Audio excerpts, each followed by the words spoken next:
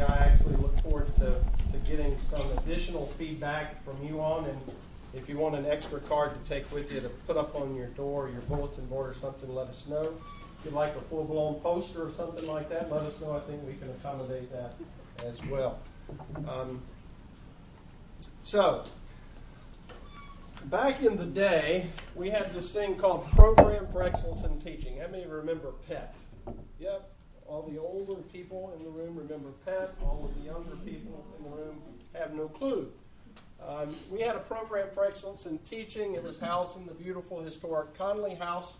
We had a director, Jim Grosha, an associate director, Marilyn Miller, the administrative assistant who started with the program, Brenda Betts, and then they had a cadre of graduate assistants.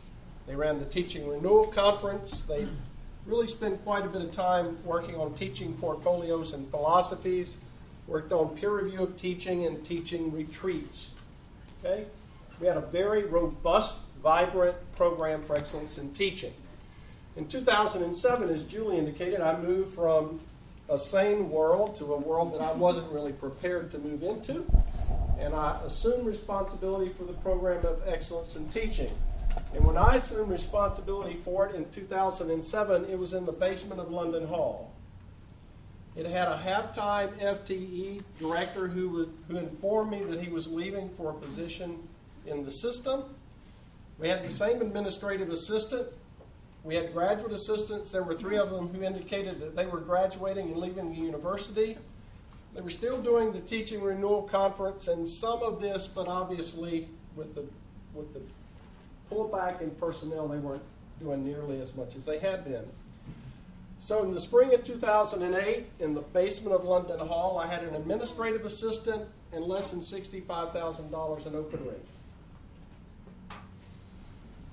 The Program for Excellence in Teaching had gone from about a $350,000 program to a program that was just short of $100,000. And as part of that was the administrative history. And so I was getting some pressure on campus we got to do something. And I said, well, we don't have adequate funding. And so we started to advocate for a program to replace PET. To start that conversation, we embodied a task force that was Task Force for Enhancing Teaching and Learning at MU. Mel George was the chair. Sandy Abel was a member of that. Suzanne Burgoyne was a member of that. Suzanne just announced yesterday a $1 million gift. She's leaving to the University of Missouri in support of teaching and research in the theater department. George Justice, who at that time was an assistant dean in the grad school and is now out in Arizona. Alan Strathman from psychology, a Kemper Award winner. Pablo Mendoza was the director of the multicultural programs and student life.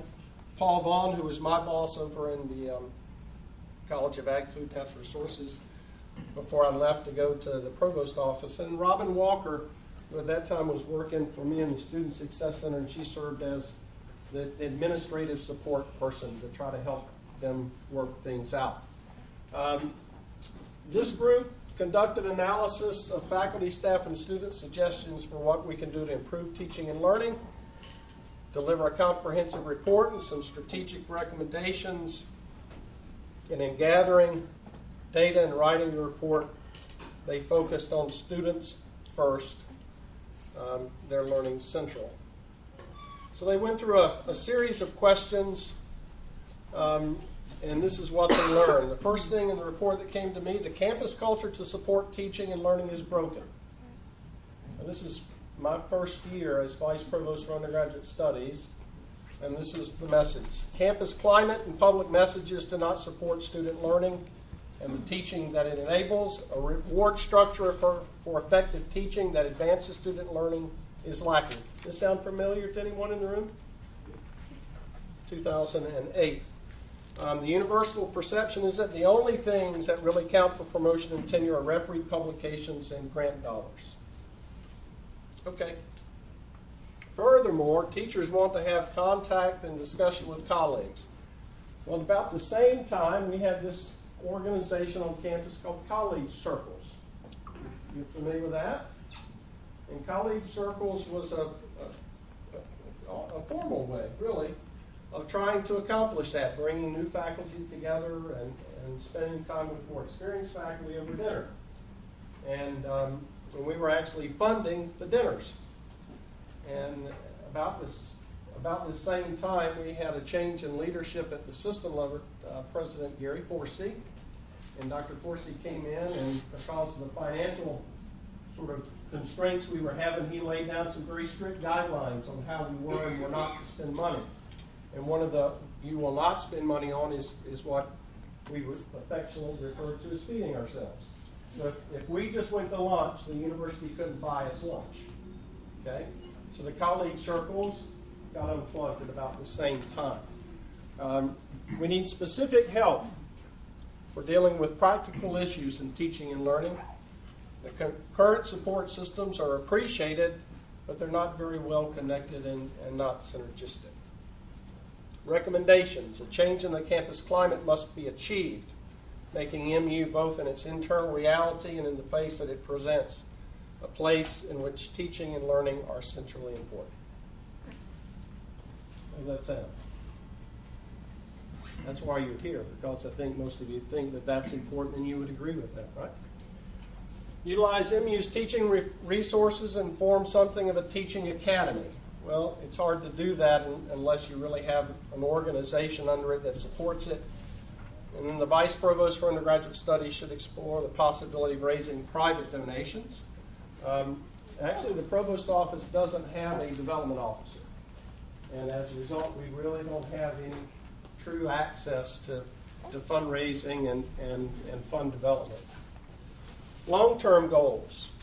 And this first one is what brings me here today. MU should establish a well-structured, well-funded, well-organized teaching and learning center.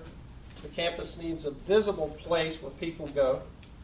And then to develop a strong faculty voice in such a structure that serves both advisory and advocacy function. While we're still waiting on the center, where we have been able to advance that is in the programs that are part of the group that I work with. We've very intentionally developed faculty advisory groups so that we get the faculty voice and we get the advocacy function. Classrooms must be welcoming, conducive to learning, and supported by key technologies. In follow-up to this, working with space planning, we actually, for a couple of years, conducted a survey, and we would send faculty and ask you, how's your classroom? And we got some really super feedback, and we were actually responded to that. We identified the rooms that faculty were just felt were awful. And we actually went in and did something about those rooms. But then the funding model has changed to how we're using maintenance and repair money, because we really don't have much maintenance and repair money. And that money has actually been rolled into bigger pots to do the projects like Pickard Hall and Swallow Hall and the big projects. And we're hoping that we can get back to actually doing that. We're interviewing for a new manager of space planning. And as soon as that person is on board, we'll go back to this, because there were some really, really small things like, by 3 o'clock in the afternoon, I'm teaching, this individual's teaching, I think, a statistics course.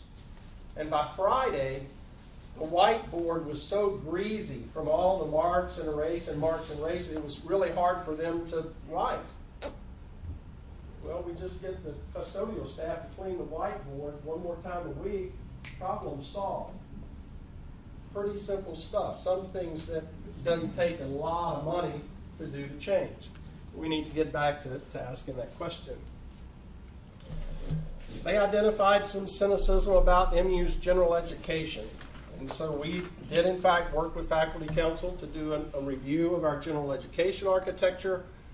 We had some marginal changes, my word, and that's something actually that we probably need to go back and revisit again with Faculty Council.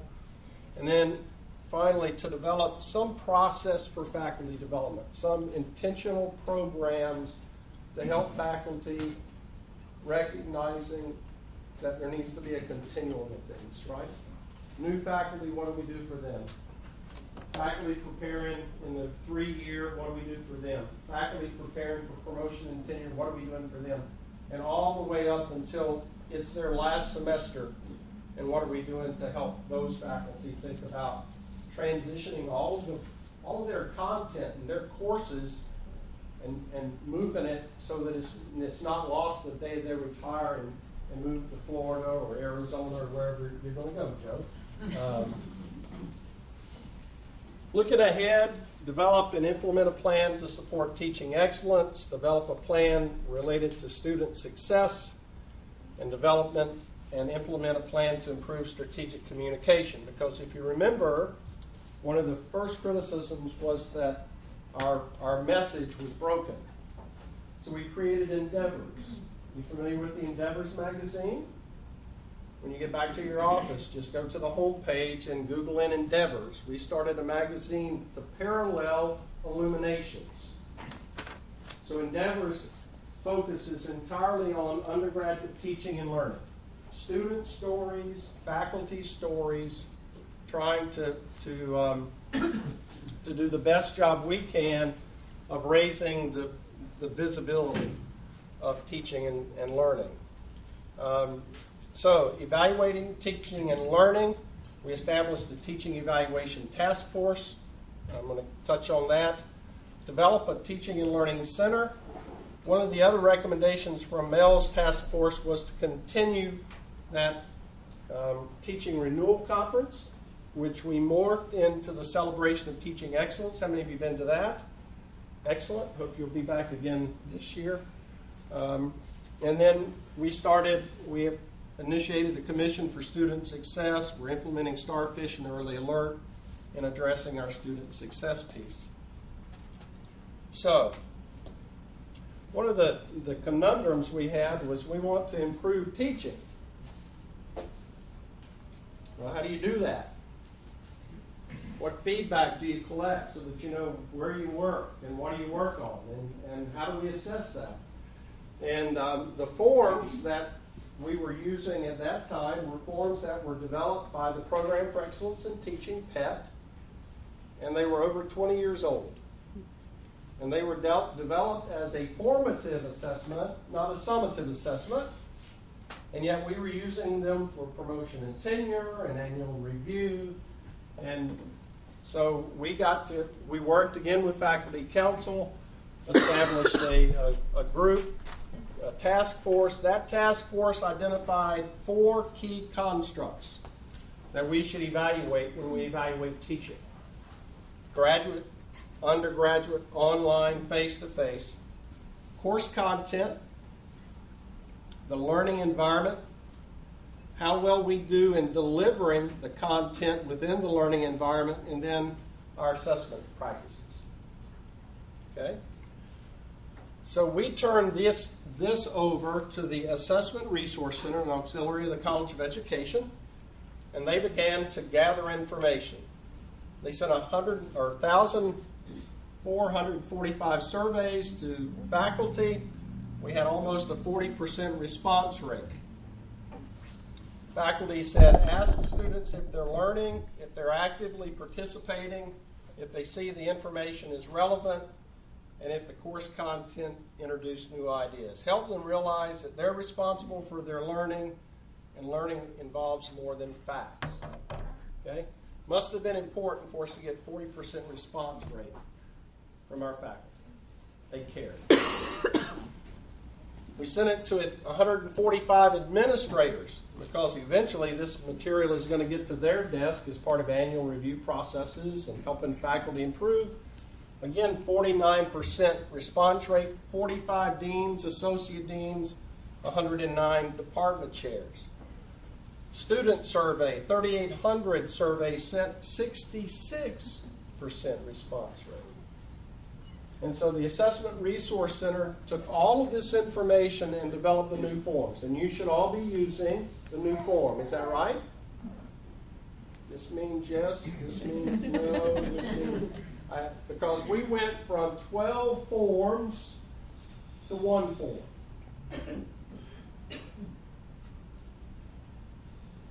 Now there's a supplemental form that you can use if you've got a writing intensive course or a lab intensive course and such, but we are primarily just on the one form. All right, why? So these steps have been very intentional. Okay? Mel George and his committee says we need a center. We need to fix the face of the culture of teaching and learning.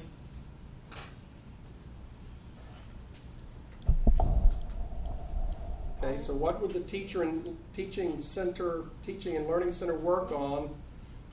And what's really getting in our way of folks valuing our scholarship in teaching? Well, it's easy for folks to look and see what your publication record is. It's easy for folks to look and see what your grant income is. It's more difficult for people to understand and appreciate what your scholarship of teaching is.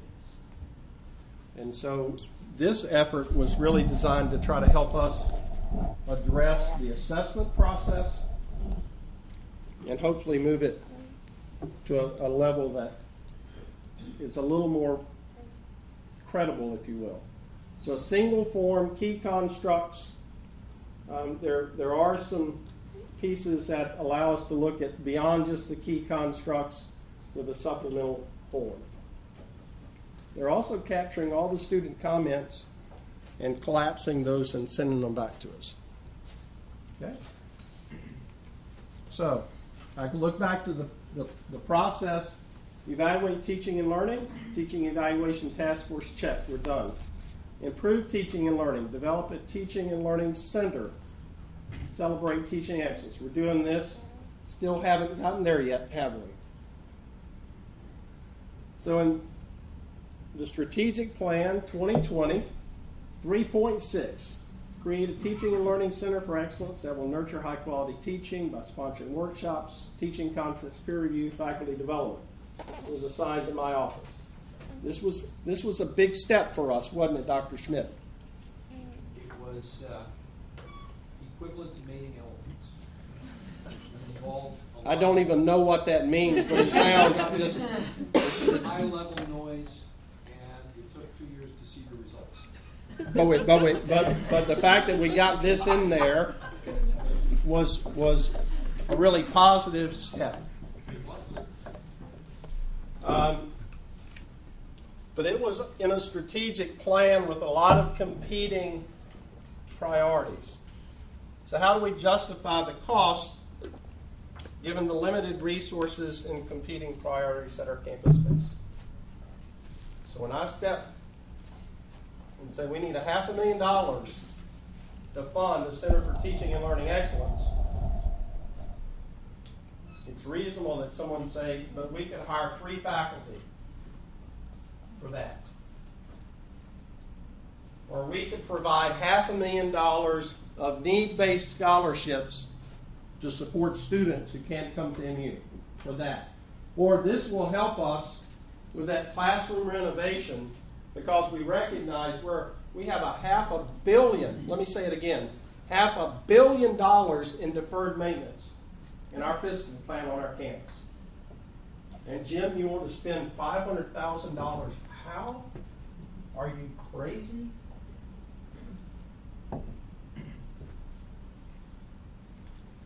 So, we felt like we needed to make a strong case for why that investment was important.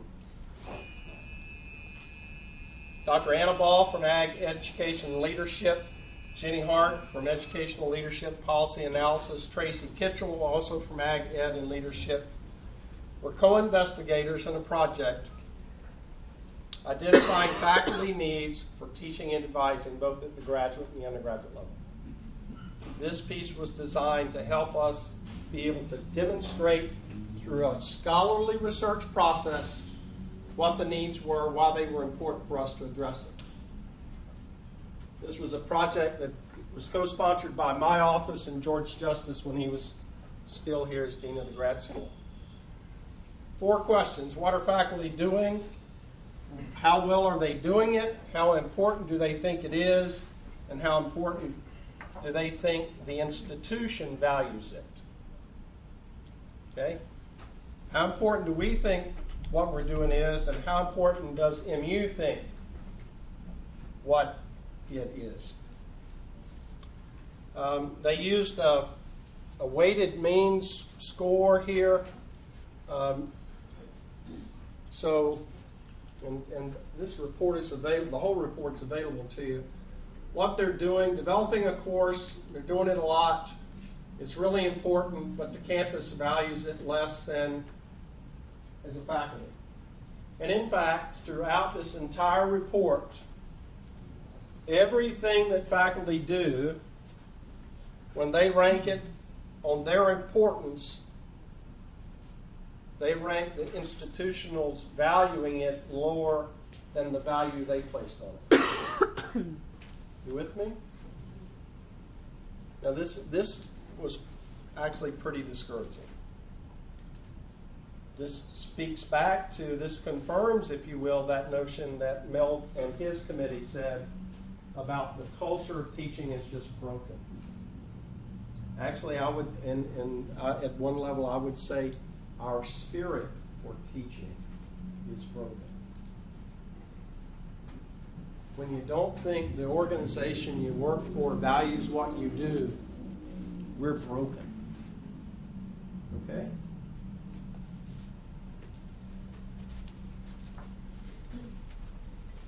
So, they also had conversation with focus groups. In your role as a teacher, describe what you do, what would you like to do better, as a qualitative process.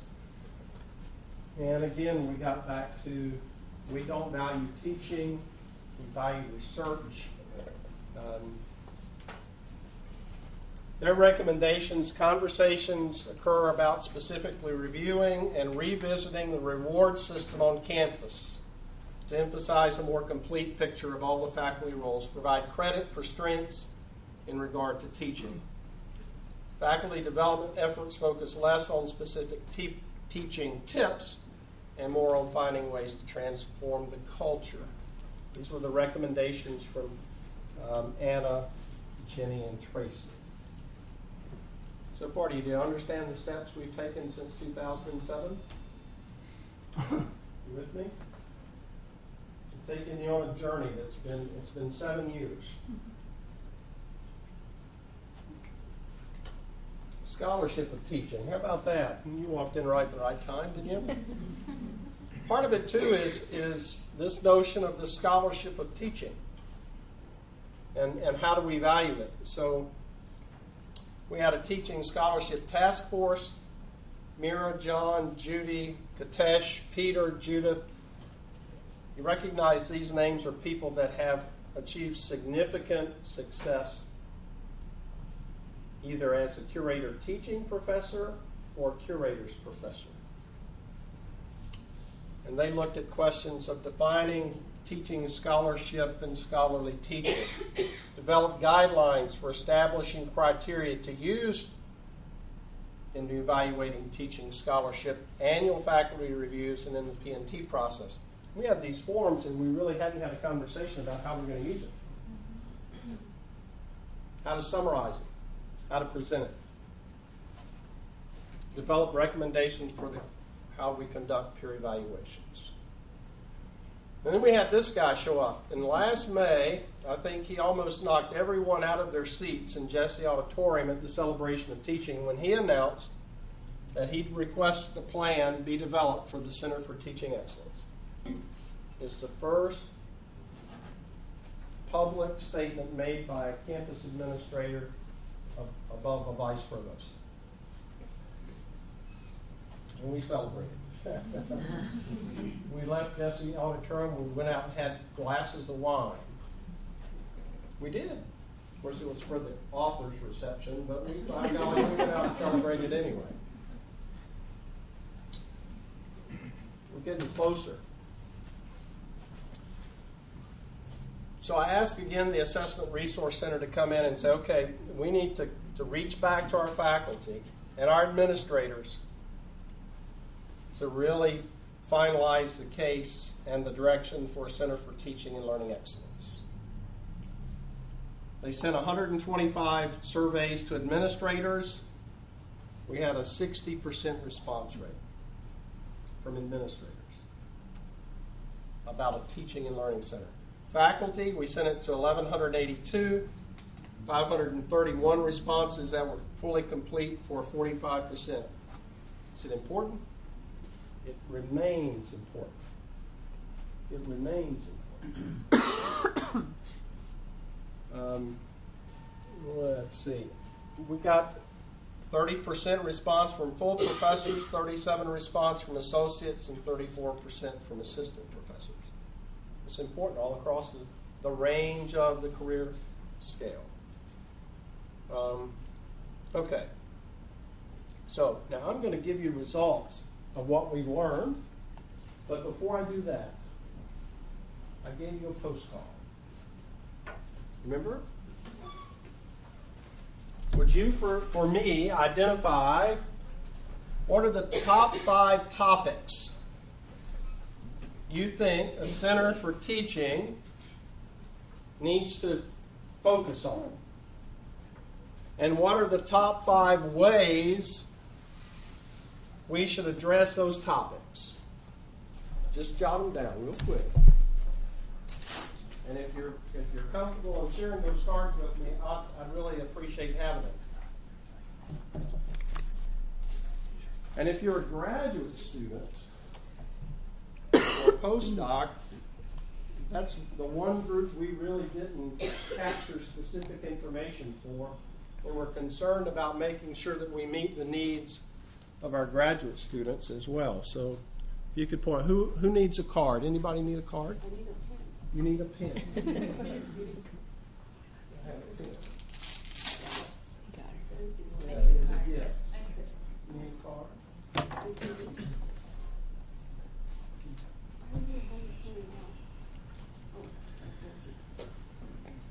Top 5 topics. What are the 5 most important things you would want us to talk about, and how do we deliver those things?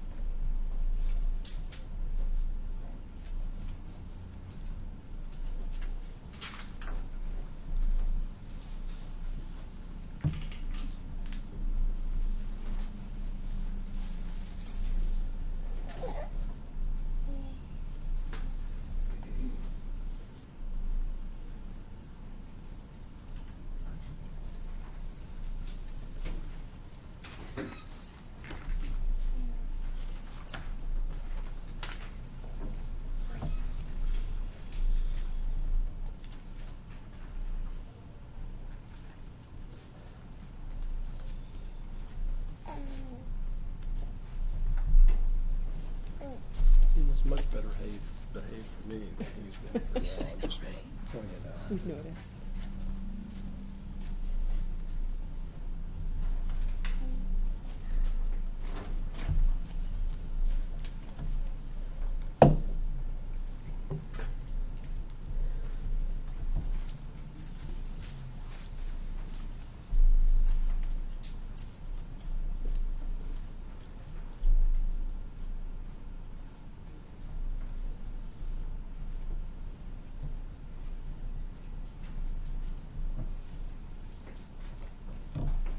How we doing?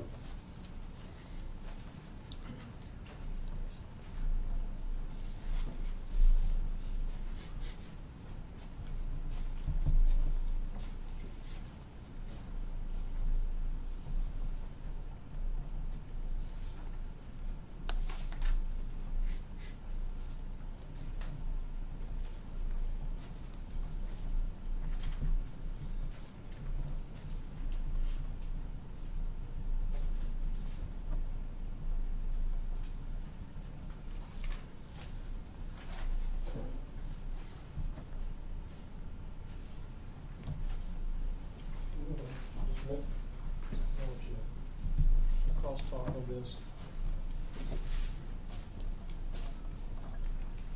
On the yellow sheet I've given you, we've done some averaging.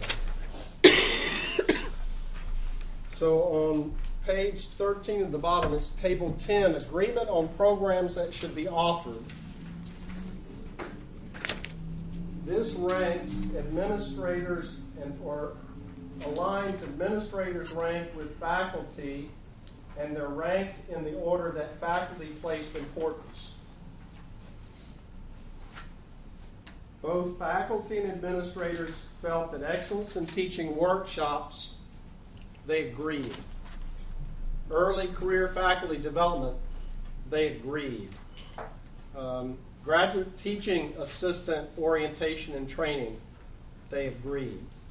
Now, if you turn to the back of the next, or the back of that page, table 13,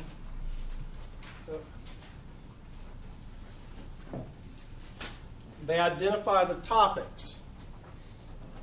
Balancing teaching with P&T requirements, rank 1 and 2, or course design, rank 1 or 2. In fact, I found it encouraging that the top seven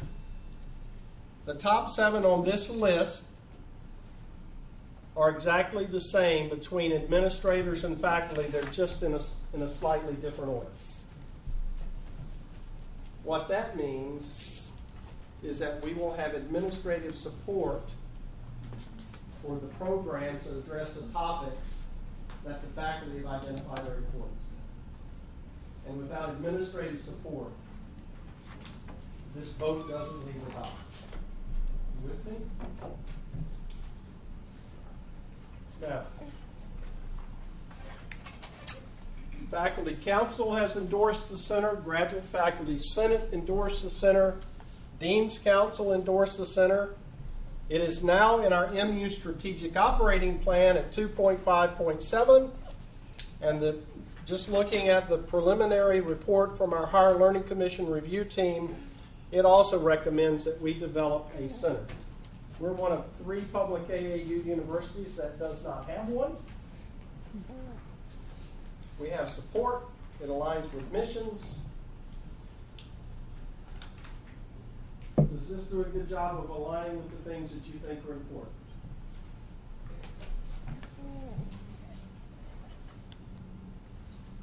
Are you asking for comments? Yes, sir, I am. Because I was told we're supposed to have a discussion. It's not just me talking the whole time. Well, as you pointed out, both faculty and administrators place balancing teaching with P&T requirements as either number 1 or number 2. Yes, sir. And if I recall, when you were talking about the group that Mel George chaired, when they famously pointed out that things are broken. Right. Prominent in the things that were mentioned there included dealing with the reward system. So there are different ways that you can interpret this balancing teaching and P&T requirements. And I would submit that a faculty member might emphasize, how they frame their teaching and when they prepare their promotion materials, and that unless the sense is that that you're going to be actually rewarded for the effort that you put into teaching, it's a wash. I mean, so it's, you know, they both rate that 1 or 2, but you're not sure not that sure that it maps to the reward system. You're not sure that, yeah. And then, you know, I'm all for a teaching and learning center. I mean, I point out, like everybody else does, one more do we do. But it's really, you know, the culture and the reward system. They're going to make things different in the long term. In fact, if we go back to one of the really important outcomes, or one of the important comments that was brought out of qualitative research, a thread, if you will, that Anna and Tracy and Jenny did. Our faculty don't want to diminish the scholarship of research to elevate the scholarship of teaching. That was not part of the conversation. It was, how do we elevate teaching? And so the approach we've taken, Bruce, is try to give our administrators and our promotion and tenure committees a set of information that hopefully over the long run they'll be more confident in what it tells them. And as we raise confidence in the feedback that we're getting, it ought to help us elevate how much we're willing to reward folks for that. I think one of the underlying issues has been, I don't trust what you give me. Okay? When you publish a paper, someone peer reviewed it. Okay? They have validated your work as a scientist. Okay? As a faculty member, a bunch of 18-year-olds validated what you're doing for teaching. Okay? And if you take Tiger Stripe ice cream the last day of class and you give them the teaching evaluation that day, although I never did that. I never did that. Why did it occur to you? Well, sure. We're smart people. So how one of the key focus, or foci, if you will, of kind of the steps we've taken is how do we strengthen the credibility and the confidence our campus, our faculty colleagues, our administrators have in evaluating teaching. That's why Mira and that committee had the conversation of scholarly teaching versus the scholarship of teaching. We don't even know how we're trying to describe what we're trying to describe to reward. Right? And yet, by and large, we're not naive to what's going on in the world of teaching and learning across higher education and what you've tried to do to improve your teaching. I know you have. I know you've been thoughtful about it. My daughter benefited from it. Okay? But how do we communicate that in a way that can be effectively evaluated? And I think we struggle with it. I think all higher education struggles with that, actually. I think you're right. There's places across the country that are wrestling with this. It's not an easy problem. But we can let it persist, or we can try to address it in a way that gets to a root cause that allows us to establish a higher level of credibility. And I don't like to use that word, but I think that's maybe a way to describe it. Yes? The models we have for that are counting papers, counting Janet dollars, the more expensive research, the better research, learning more games. I get it. I don't think those models are good in those fields, alone for teaching. So we need to find a better way than just counting in numbers. I agree. And so, again, looking towards scholarship and scholarly teaching, how do we involve peer review in that? And with a lot of us using, or with the potential to use Tegrity, now it no longer has to be just my peers here on campus, right?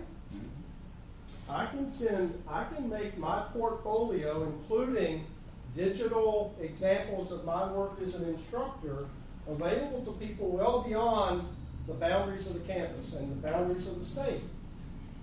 Well, that gets tricky. Yeah, it's hard work. I get that. But if we're going to move the needle on it, we got to get to that point of looking at quality versus a quantity.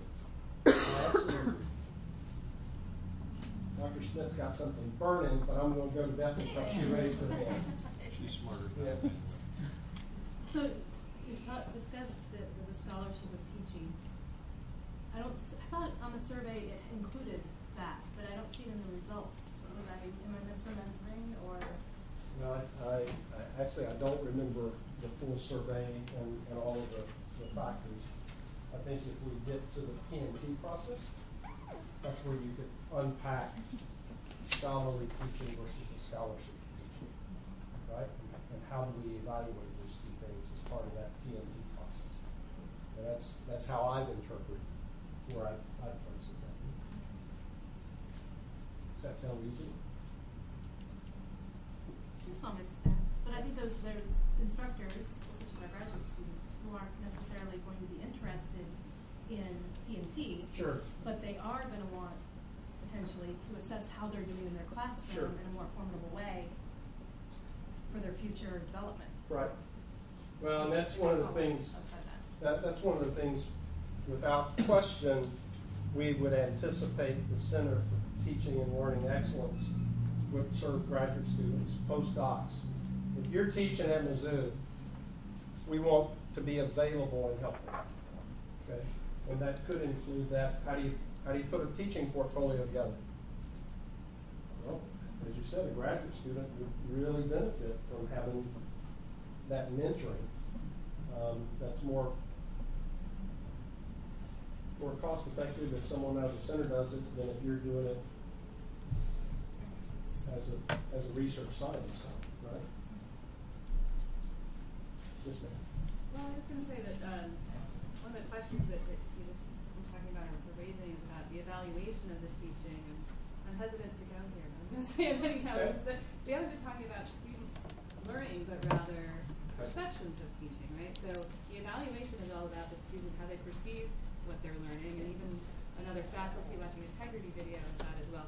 The reason I'm hesitant to bring it up is that I don't want to say we should all do standardized assessment. No. A really difficult thing to think about, but that should be really, how do we assess what the students are actually learning?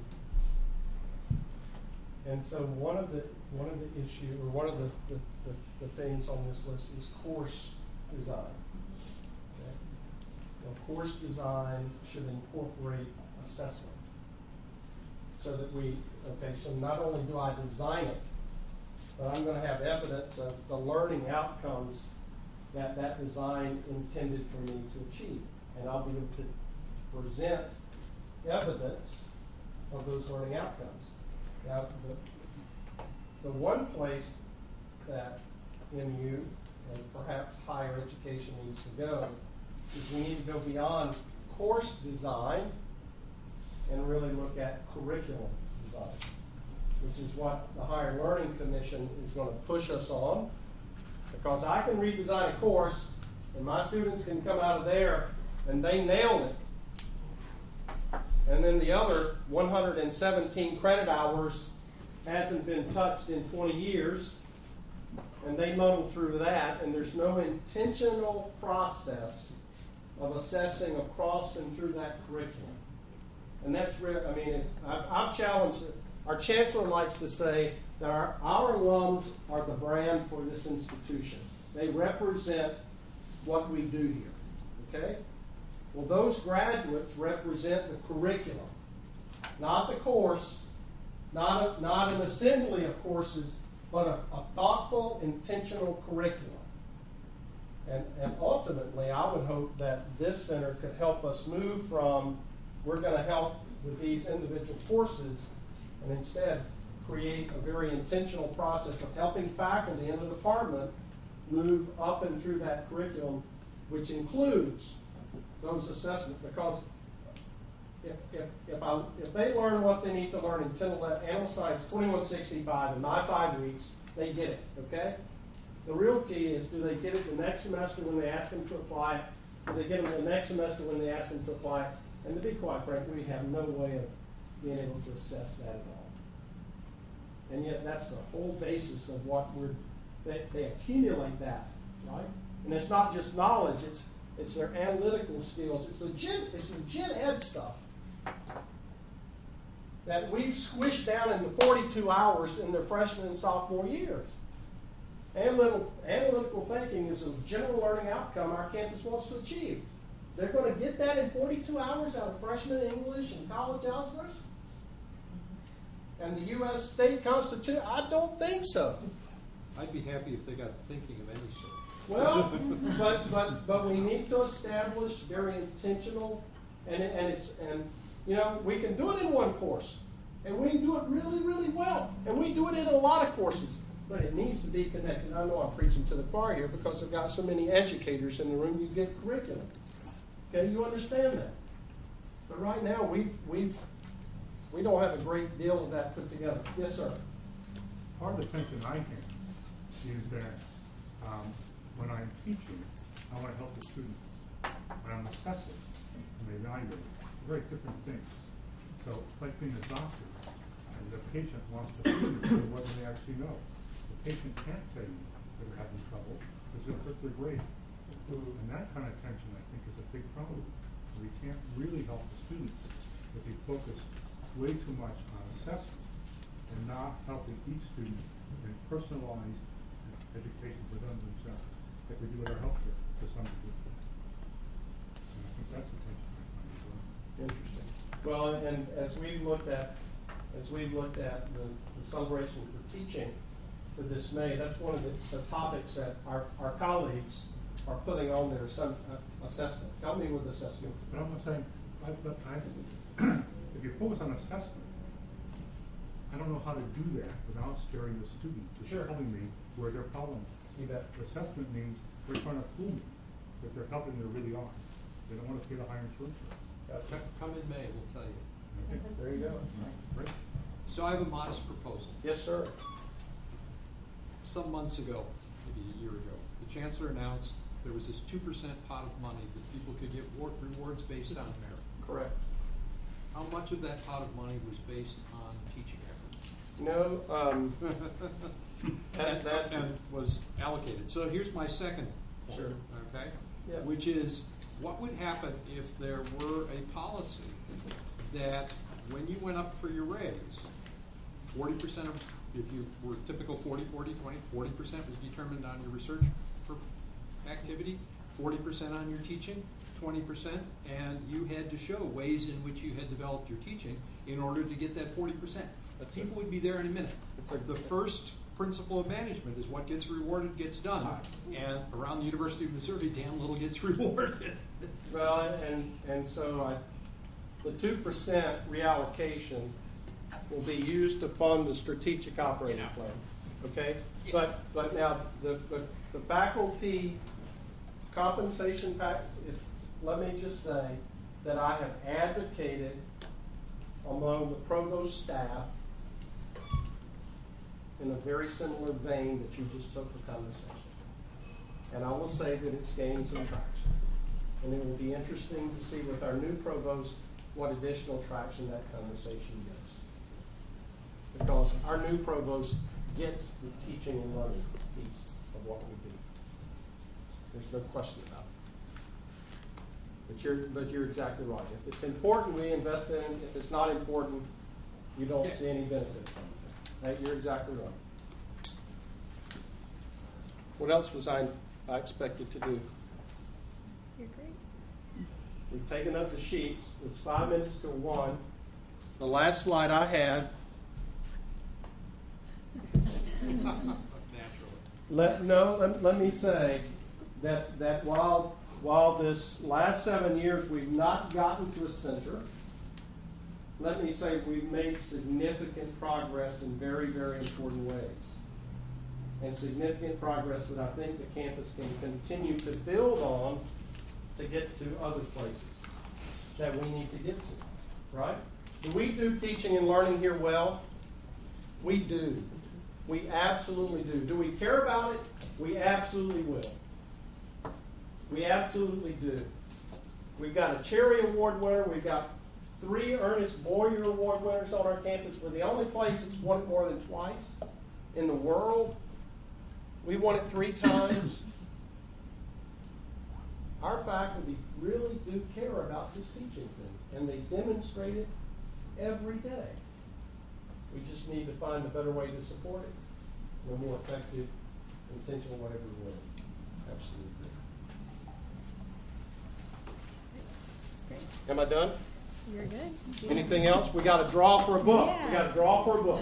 So the lucky person today is Brenda Perkulis. Yay! There you go. It's a very classic book about the instructional design process. I do. I will take your card if you're willing to share them with me.